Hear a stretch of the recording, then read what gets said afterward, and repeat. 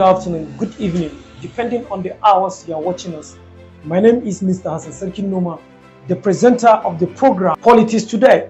Politics Today is a program that we focus on politics in the grassroots. And in today's program, we are going to talk about the local government autonomy and the way forward. Today in the studio, I welcome in an experienced politician who is in the game for a long time ago, and he's a program manager, Maxef NGO, in person of Ambassador Adamu Alhassan Husseini. Today he's in the studio where we're going to be elaborate about the local government autonomy and the way forward. Sir, you are welcome to the program today. Thank you very much, Mr. S-Noma. All right. As I brief on the focus of today's edition of the program. All right, sir. Can you explain your views about what is local government autonomy is all about and the importance of local government autonomy? Thank you very much. Viewers, I like is rightly asking, local government autonomy means the degree of freedom and independence, or the degree of administrations and governance of a local government. That is what it means, and that is what it implies.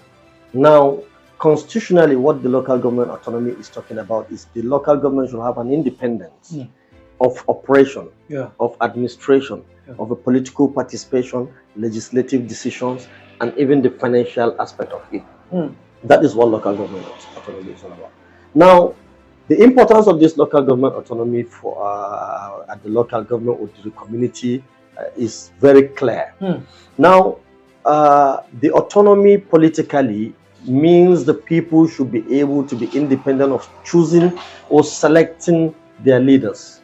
The process at which they should take in the area of selecting who is going to be a representative in the council, that's from the ward level, who is going to be in the process of the chairman, that is at the local government level, and then who is going to be the speaker at the assembly level, that is the local assembly level, that's the local council, and also who is going to be the principal officer there. There should be this freedom for the community people to select. All right. That is one. Now, when you look at the benefit again, when it comes to the administration, the local government autonomy speaks that the local government chairman should run the affairs of the local government administratively, with hiring, with firing, with sanctions to who? The employees of the local government. That is what it means administratively. He should be able to have his executive sections meeting. He should be able to have his the legislative sections meeting. There should be interactions between the community and the local government officials. That is the administrative autonomy of it. Now, the financial autonomy. Local government should be able to spend their money, access their money. It is their money. The money should be sent into their account.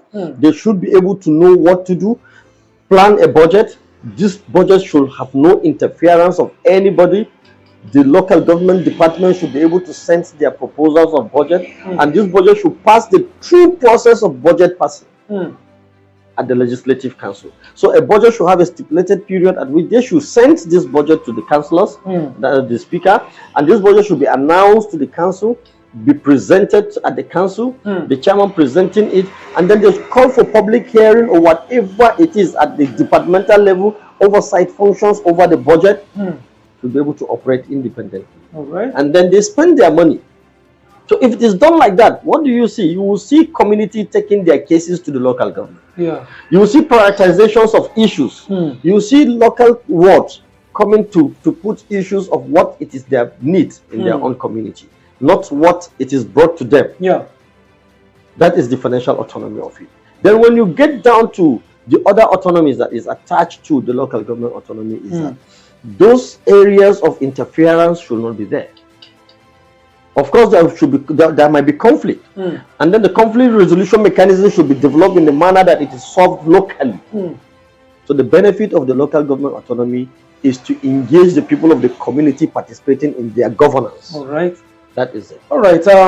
From the elaboration you made regarding the local government autonomy, what I am more understand about it is all about political freedom and the financial freedom of the local government and how the operation should be going in terms of governance, including the administrative freedom. Administrative freedom. Yes. This is very so good. So that the chairman cannot say he's suspending somebody and someone on the top is calling him to. No, the chairman is making a transfer from the personnel department. They're making a transfer of personnel to various departments or to various locations, and then there should be no administrative autonomy should also be included. All right. Thank you very much for this elaboration. Okay, how does the autonomy of local government impact the decision and policies made at the community level? Yes, of course, it impacts. When autonomy is fully given, one, like I was mentioning, there will be a public hearing. Yeah. Bills even at the legislative level that will be passed will come from the interest of the public. Yeah. Council members will be able to learn legislative functions. Yes. They should be able to practice legislation. Yeah. They should be able to be there to debate, to argue issues, and then come up with a very more prioritized decision. More concrete and acceptable decisions. So it is going to be impactful in the manner where the community people will be engaged in their administration, in their running. It is it is their government. Yeah. Let me define you what local government means. It is the government that is closer to the people. Yeah. The third tier of government, the grassroots government that has the people, and then the majority population of our country or the state is at the local government. The common person who are living in the lowest average status are living in the local community. Yeah. Farmers are in the local community. Anybody staying in Abuja or anybody staying in Lafia, these produce are produced from Doma, Alage, Rukubi, Akpanaja, Agarago, and so before it is being transported to the headquarters and then taken to the state capital. You understand? Now, by the time you have these people at that level being engaged, it is fertilizer that the farmers are looking for. They will prioritize fertilizer, and so what will be produced or what will be sent to local government more in agricultural enhancement programs should be fertilizer. Yeah. You understand? Yes. So what I am only saying here is that it is impactful because it is going to engage the local people into the administration of their affairs. All right. It's a very good one. Thank you for this. Okay. With the local government autonomy, this is like a ignition of the local government to back to work, and this is a time for people to know the kind of leaders or the kind of leadership that we are expecting in the local level, so that they will go along with the autonomy. Yeah. So and it is known that there are some categories of people that will vie in for an office of chairmanship or councillorship, but they don't know the real functions of who is a chairman and who is a councillor. This is because this is a government at the grassroots level. Therefore, there are some things that we are expecting from these leaders. Or can you shed light on who is the chairman and what is the function of the chairman overseeing the activities of local government? Okay, a chairman, people just believe that chairman is just somebody who comes and exercise every power. Just chairman in any form is a chairman. But ideally in the local government administration, it has to be someone who has the local government administrative experience. Someone who knows the real essence of creating the local government. Someone should understand the dynamics of the community is going to come to operate. Someone who have the understanding of factors that are there or variables that create confusions within, so that he should be able to manage. Because chairman should be able to be that person that have administrative experience, who should be able to know that this is an administration he's coming to operate. He's not operating a one-man gang business. He's not operating a side click business. He's operating a business of the whole local government. The fact that there are interests, he should know that these interests are selfish and personal. So he should be able to separate between selfish advice and progressive advice that means well to the community entirely. Yes. That's who the chairman should be. So what we're saying is that one who has political experience, who has political practice, who has been there in the political terrain, who has understands the dynamics of politics in the community. That is the other part of it. One who understands the challenge of the community itself. What is the problem of that particular local government is coming to operate? Is it health? Is it education? Is it infrastructure? Is it what? So that he should be able to prioritize what he is coming to do. So before you become a chairman, you should be able to have a baseline survey, a background, a check that, okay, what is actually the problem of my community? What do I see somewhere and I admire? and then I have to say it in my community. So it's a tax you are coming to execute. So I'm believing that for me to define a chairman is one who has a wealth of experience, who is competent, who has no fear, because like I said, there will be an interest, and then this interest might come in a force or in a manner where it is going to jeopardize the status of your level as a chairman or the functions of your responsibility, and then it is about trust. So who is coming to be a chairman should be one that the community trusted. Yes, someone that the local people trusted, that they believe they can hand over their life, because they are handing over their life. He is the chief security officer. So if someone that just keep out and then is afraid of crisis and then he runs away, or someone who wants to see crisis to siphon money during the crisis, should not be given the opportunity to become the chairman, because it's going to exploit the people. It's going to create a lot of danger to the people. Somebody who wants to see peace, who is relatively involved in peacemaking. That is my take. All right. Seriously, this is a very good elaboration regarding to who is a chairman and what chairman should do in a local government.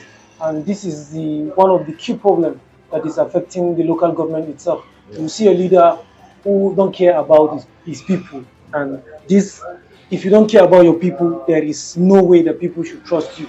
So how does the local government chairman work with other officials and community stakeholders to address the need and concern of their local government? Because there is need of a synergy, or there is a symbolic interaction between the chairman and the stakeholders of the community and the people of the community in terms of solving their problems. So how can this be possible? Okay, fine. This is a fantastic question. You know, in local government or in governance, there are 3 stakeholders. Now, the local government chairman is going to deal with 3 stakeholders. He's going to deal with the community stakeholders. He's going to deal with the local government official stakeholders, who are the councillors, and he's going to deal with the stakeholders in the administrative functions of the local government. The chairman is coming with 2 arms. The executive arm, the supervisory councillors are going to be there. The legislative councillors are going to be there. Now the community itself, the traditional rulers, I'm going to pack them into one place. Traditional rulers, community leaders, there are opinion leaders, religious leaders. Let's jack them up into the community. Now, you see, in the process of local government administration, normally decision is not being taken. The chairman is just overseeing the process. His own is just to drive the process. Now, there is what we call public interference. If you are a chairman and then you want to have a good synergy, of course, if you're making a proposal, budget proposal, who sit to write the proposal? Supervisory council, and then the directors of the department. They sit together, they put together the interest of this. But before then, you call for public opinion. You sometimes understand that the way local government operate is not the way. Call for public opinion, call for people, send the councillors back to their ward to go and come with agendas, programs. Let every councillor comes with a blueprint, a step in. As far as I'm concerned, if you're coming as a chairman, the first thing to do is to ask all your council to move back to their ward during that reset. Move back to their ward, go and meet with the ward and come with what is called a blueprint, an agenda. What do you want for your people? When they come with it, this agenda is collected, and now they send it down to departments and various departments. Those that are into health, there should be a committee to harmonize. Besides, you know, the local government has what is called Finance and General Purposes Committee. These are there to look at the financial issues of the local government. So look at this need. How are they to the budget of this local government, the funding available to this local government? Now, if you do this, of course, there is a constitutional provision for public hearing.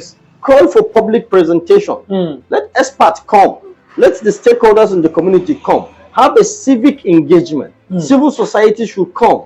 They should be able to give a direction. They are given a roadmap. Develop a working document for your local government. Now, when you have this working document, it will guide you. It will give you an access to penetrations. And now the traditional councils, you meet with them. Get to the traditional councils and sit with them. After all, you are the chief security officer. As a chief security officer, you need to liaise with the security outfit of the community and then traditional councils. Sit with them and engage them into this. So I believe to have a synergy of work, this is the process you have to take. And it is very soft. It's not something you're going to do it in a hard manner or in an authority manner because you are the chairman. It is democratic. So you play with the game. You understand? Muzzle the game. Muzzle it. Then you congeal the whole thing, and then before you know, you have everything in your basket. And then it is when you do this, you find a seamless operation in your local government administration.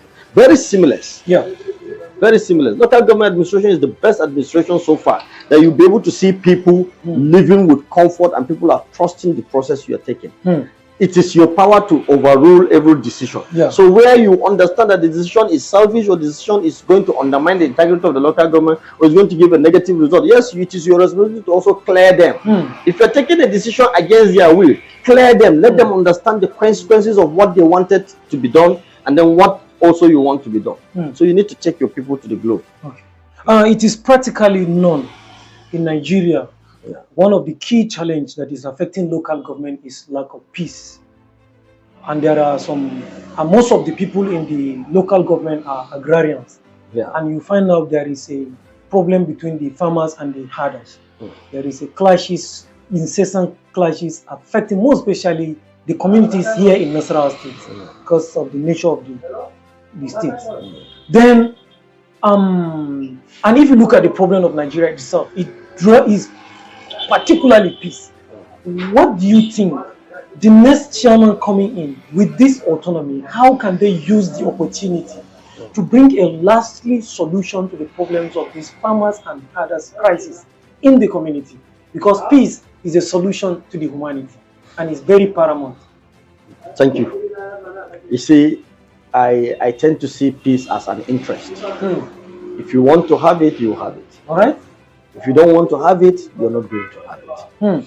Now, all we're talking about farmers and herders in 1976 Constitution or the 1976 constitutional reform that brings about local government reform. Or let me cut it, the Dasuki reform. It has provided a roadmap for peace between farmers and herders. And what is the roadmap? You see, these herders have a specific track, a route they follow, isn't it? There are even tax that have been taxed to these people. The Jangali tax of a thing is there. And then there are even provisions for farmers, areas where they should farm. The thing is that we create confusions ourselves. I'm saying ourselves is the farmers and the herders. And then the administration promotes that confusion. Because when something happens, you take reluctant time in addressing it. It is not so.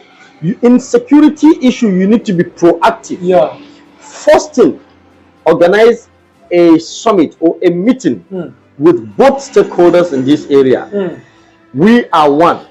There is no way a farmer will exist without a herder. And there is no way a herder will exist without a farmer. You eat cow meat, they eat rice, they eat yam, they eat all these things. So organize a stakeholders meeting or a summit and have a discussion. Set a committee, peace and security committee should be set apart from the normal peace and security council meeting and everything. Set some experts. We have retired military officers in Doma. We have retired police officers in Doma. We have retired naval officers in Doma.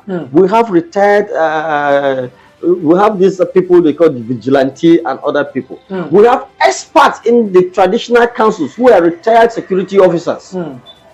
The district head. I remember in Doma, I think in Doma, even the Osete of Doma is a retired police officer. You understand? These are people, let them sit down. How do they solve this problem before? So that they will give you a guide. Now, the next thing to do is when you have these issues, whenever they say there is an issue, you're not just sending police officers to go and kill everybody or arrest. Simple invitation. We have the judiciary, we have the courts. Summon them, get them people to court, put them into court, let the court process take place, be on ground to ensure that the judges did not take any biased decision in terms of it. By the time 2, 3, 4 people were sentenced to prisons, or they are sentenced to a particular punishment, or they are sanctioned to pay a particular fine, I'm telling you that some of these things will reduce. When you romance with corruption, you are bound to be corrupted. When you romance with injustice, you are bound to be unjust. You understand? So it is our intentions of playing a romantic manner of I don't want to offend this, I want to be seen as the best person. No, follow the due process. Yeah. And I'm still maintaining that following this due process does not mean that you are going to be hard. You should listen. Yeah. You should be able to have a decision-making skills. That while listening, you are gathering that, okay, this thing is being a foul play. And then by the time you are coming with your judgment, you will find that you are not going to be faulted for anything. So that's to me. Right. And let me tell you, no chairman or no local government would be able to succeed without peace in this area. Exactly. And in this particular community, we know those who are making the troubles. You can have an insight. You set an informant who will get you inside of this in various communities. Yeah. Because definitely Doma is a local government area that is full of potentials of agriculture, mineral resources, and even human capital resources. Yeah. We have them. So when you bring them, when you call them and put them into actions, you're going to achieve what you are thinking of. Well, in your presentation, you more centralize on Doma, but I'm still making it is applicable to all the local governments in Nigeria itself. If these tools that you bring in as a mechanism to bring out peace in the community, I think same is applied in other local government, so that we'll have the local government of our dream in the country. Because a problem of one is a problem of all. Yeah, of course. Exactly. This is a very good one. So now, how can the residents of the community actively engage their local government and participate in decision-making process? Because many people don't know how they can participate. They think that no, it is an affair of only people in the corridors of power. So how can the resident also be part of this? You say power is play. That's my own. So why some people tend to see it as only to the people at the corridor of power is depending on the way those in power plays the power. Okay. And then if it is, of course, I don't blame the people in the community. If it is not brought to them, they cannot understand it. That is one simple fact. So I don't blame them that much. But then generally we have an I don't care attitude. And then even in the community, people want to see failures. You understand? People want to see failure. The moment you are the chairman in a particular local government, you will see that people in that area, most especially those who have contested in you, will want to see you failing now. They wouldn't want to come and give you advice. They won't want to come close to you. Yes. And then also you who have become the chairman want to show them that yes, you have defeated them. So you are showing them that it is your strength that gives you to be there. So they won't come. But actually, let me tell you, where there is a civil engagement, people will want to participate. I mean civic engagement in the sense that where the local government official engages the community people, people will participate. When you invite, people will come.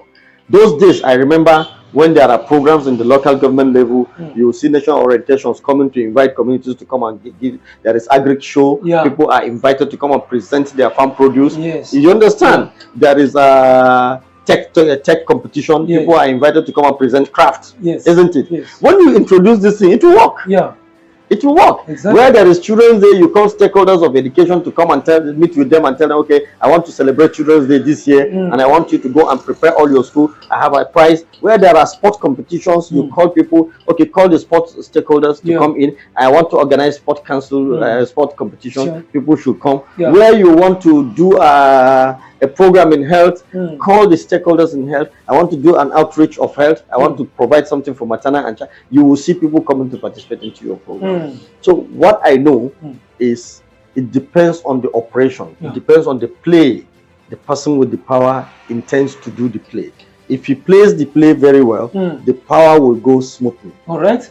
Okay. This call is just generally to the entire people of all the local governments and the chairman itself, that this is an opportunity for them to reawaken the power at the local level, give people opportunity to participate in the governmental processes. This will raise our communities to a greater height from what you have just elaborated.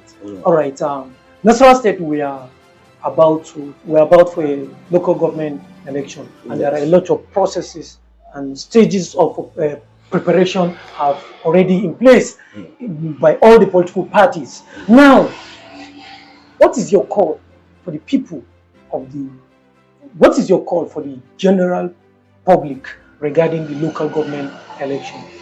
Active participation. get involved, be there. They're calling for community stakeholders meeting, be there. Everybody is a stakeholder. That is my own, because every decision that is going to be taken in the local government, it is about you. So if you know you have something to contribute, be there. If you're not allowed to speak, it must not be that you're given a chance to talk there. Write it and submit. You understand? And then one thing I want to mention, though, like you have quoted, that I used to give instances about Duma. I tend to see it's the closest local government where I come from. So I have a background basis there. And then I also understand the dynamics in all other local governments. Because we have different tribes settling in different local governments. And then they have different cultural practices, and they have different political culture and different political understanding. And now, but generally to the whole of Nasarawa State this time around, I am calling on everybody to be involved in the process. It's not a one-man process. It's not a cult issue. Everybody should come into the process and then get involved. Of course, yes, the process has started. There will be screening, selections, nomination, primaries is going to be conducted, and then adaptation of the primaries is going to be conducted, and then your chairman will be left for you for like 20 days or 30 days before the election.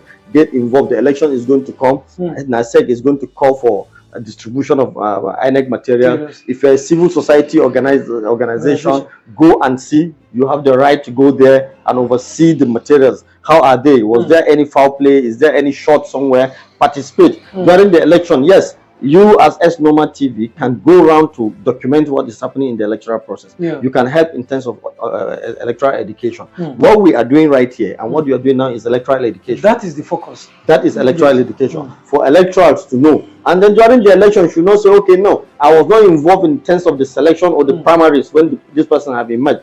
Go and vote. Cast your vote. Vote is a right. Cast it, even if it is going to be counted, even if it is going to be rejected, cast it.